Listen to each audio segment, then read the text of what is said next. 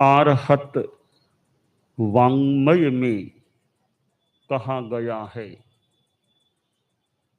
अपना सच में से जा मृत्युम भूए सुकप्पय।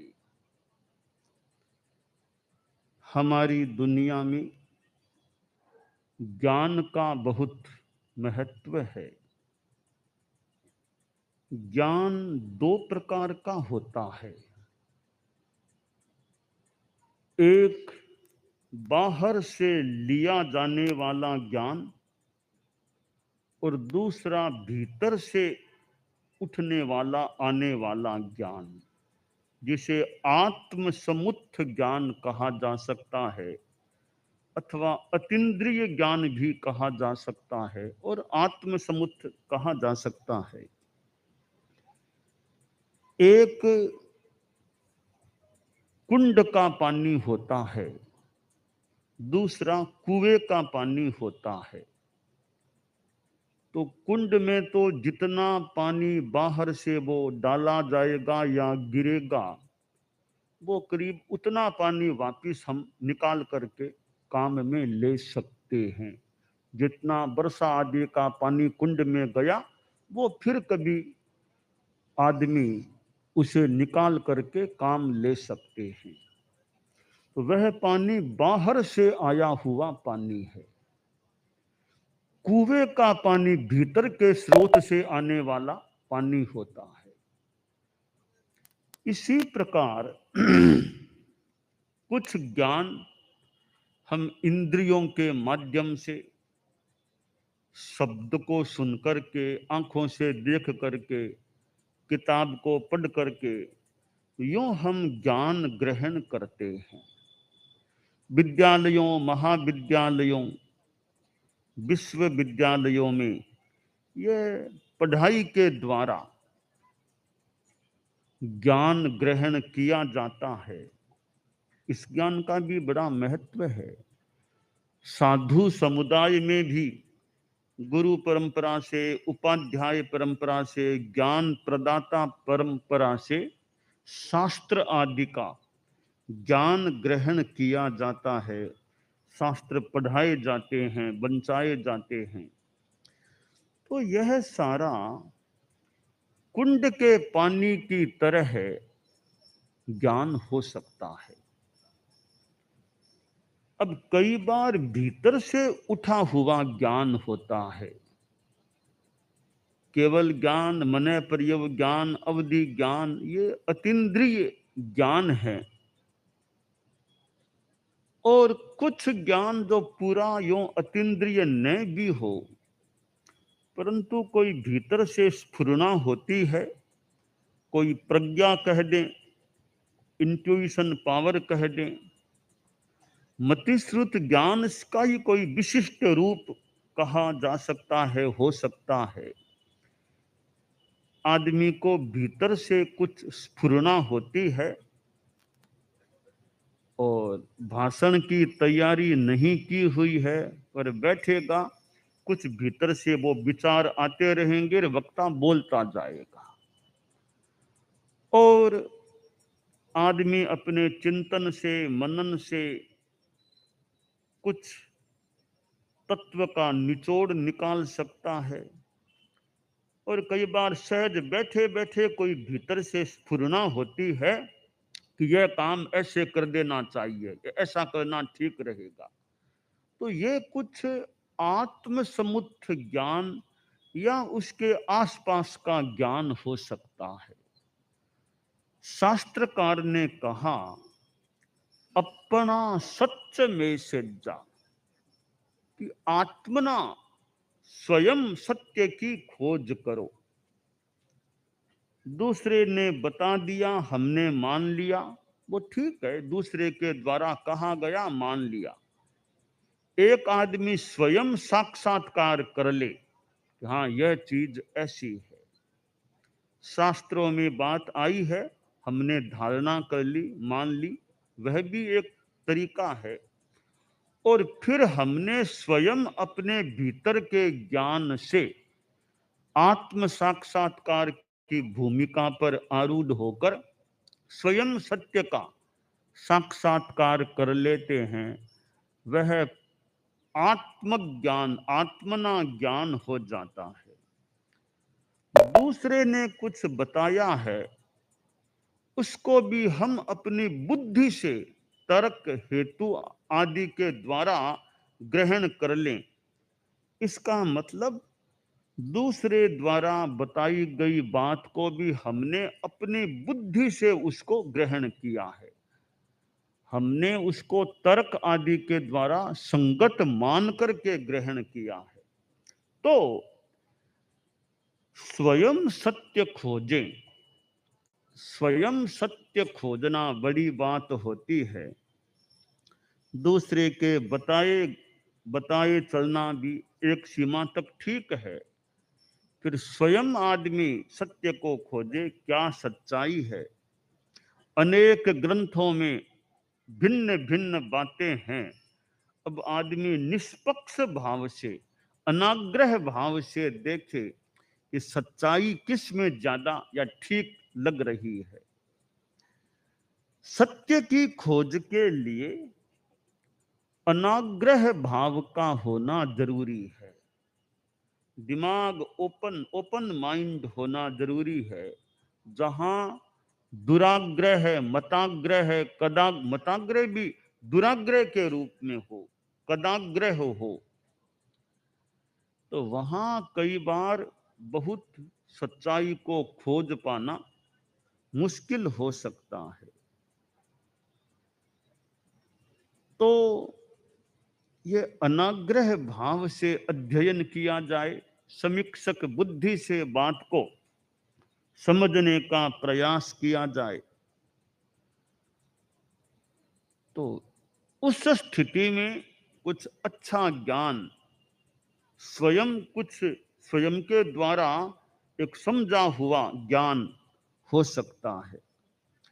तो ये जो सत्य का अनंत आकाश है, उसमें उड़ान भरने के लिए अनाग्रह का पंख भी चाहिए, सत्यान्वेषण के प्रयास की स्थिति भी चाहिए।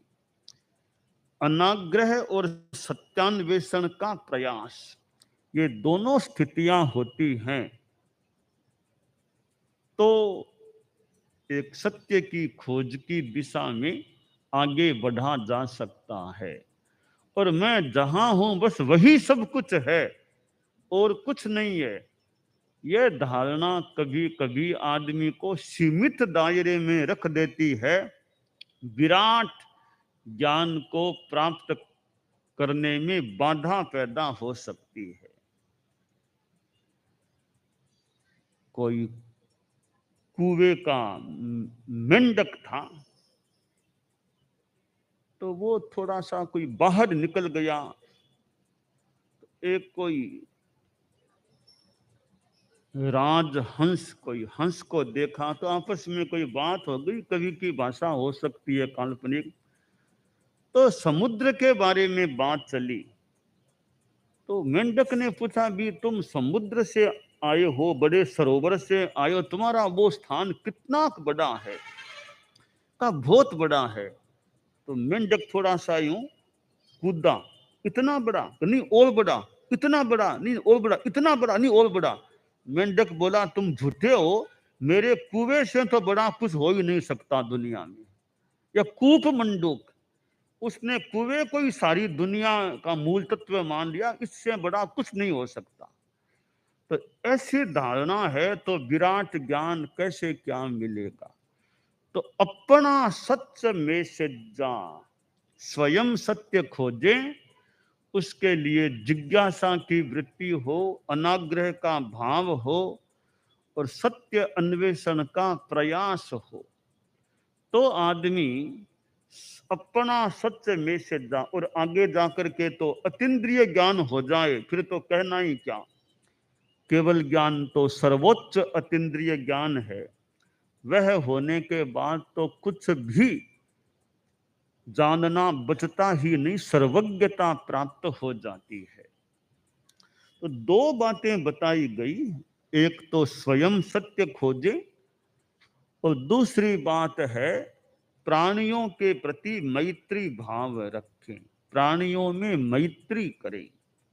प्रेक्षा ध्यान का प्रयोग कराया जाता है। परम पूज्य आचार्य महाप्रज्ञ जी युवाचार्य काल में भी प्रयोग कराते।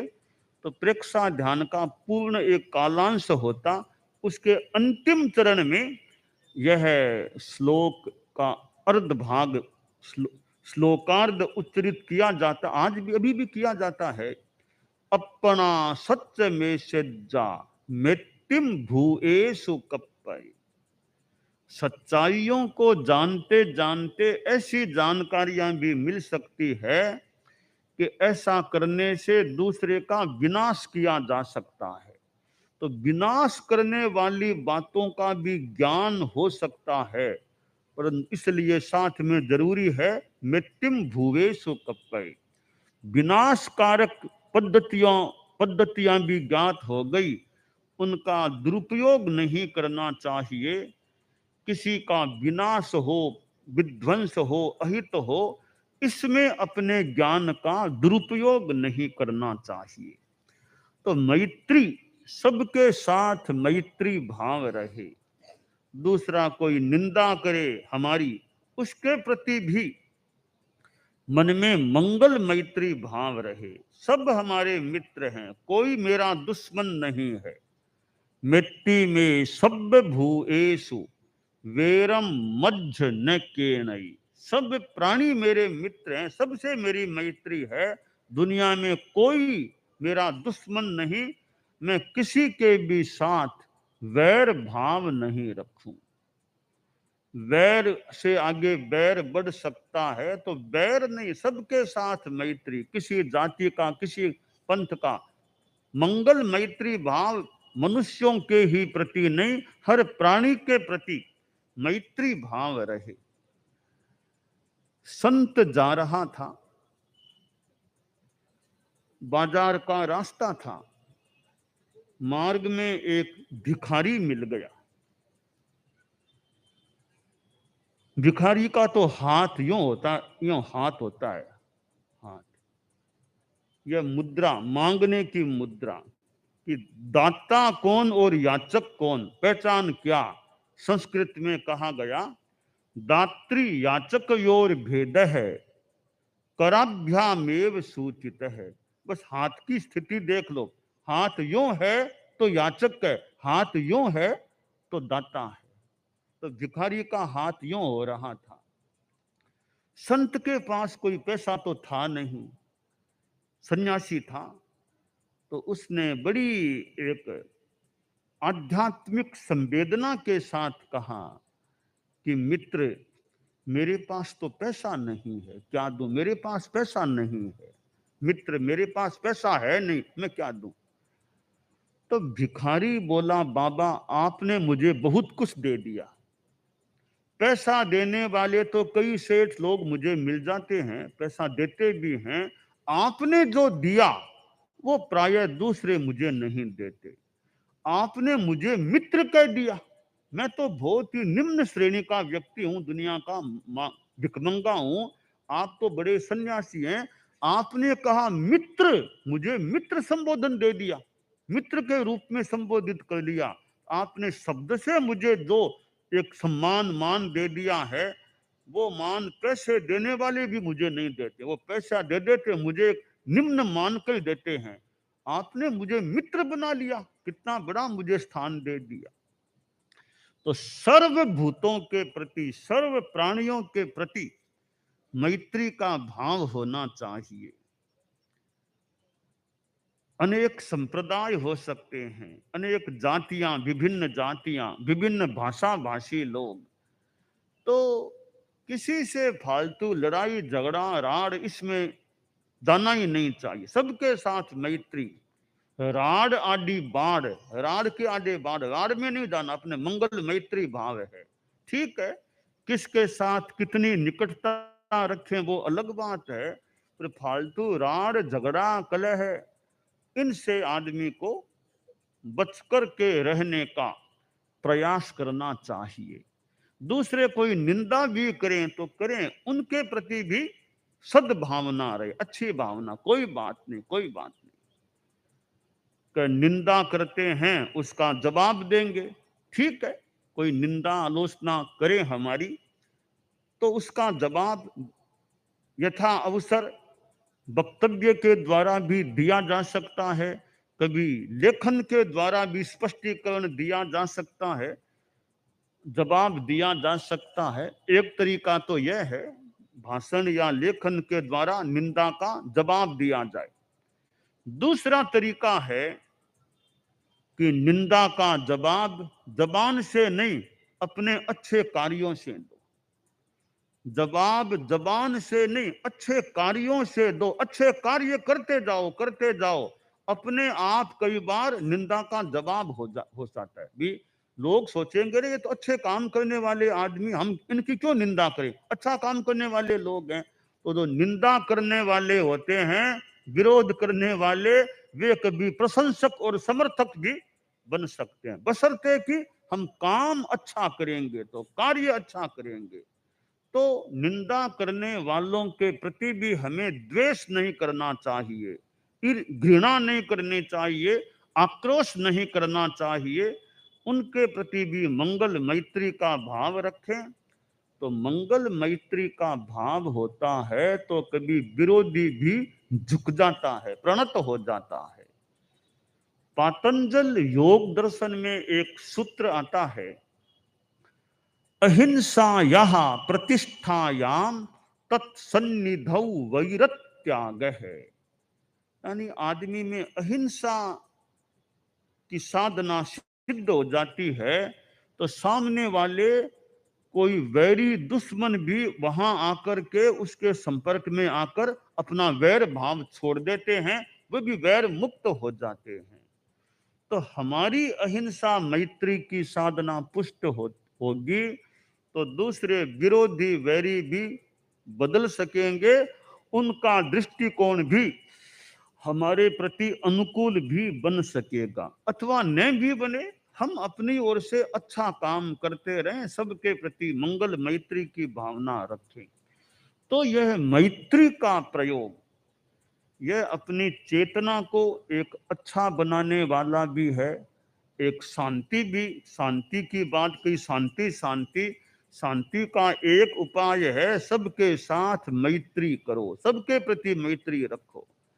सब हम एक ही हैं, यानी सब इस दुनिया के प्राणी हैं, हमारा सबके साथ मैत्री भाव है।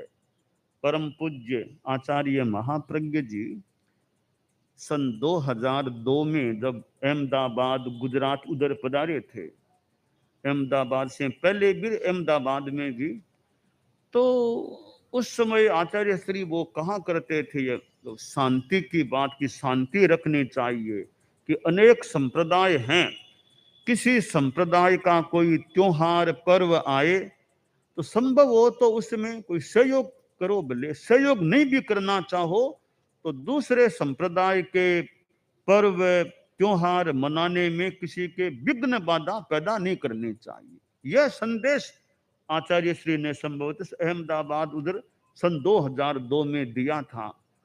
और चाहे मुस्लिम लोग आए, हिंदू आए, प्रशासन आए, अहमदाबाद से पहले भी अहमदाबाद इस एरिया में कभी शांति है तो विकास होगा, अहिंसा शांति से विकास होगा, और हिंसा में जाओगे तो पिछड़ जाओगे और पीछे चले जाओगे। तो शांति और अहिंसा, हिंसा पशुयानी दुखानी, हिंसा से दुख पैदा होते हैं, इसलिए अहिंसा के मार्ग पर चलो। अहिंसा महान धर्म है, अहिंसा परमो धम्मो, अहिंसा परम धर्म है। तो यह मैत्री की भावना कि सबके साथ मैत्री। परम पूज्य आचार्य तुलसी, उन्होंने कितनी तो यात्राएं की और कितना विरोध भी उनका विभिन्न संदर्भों में उनका विरोध भी हुआ।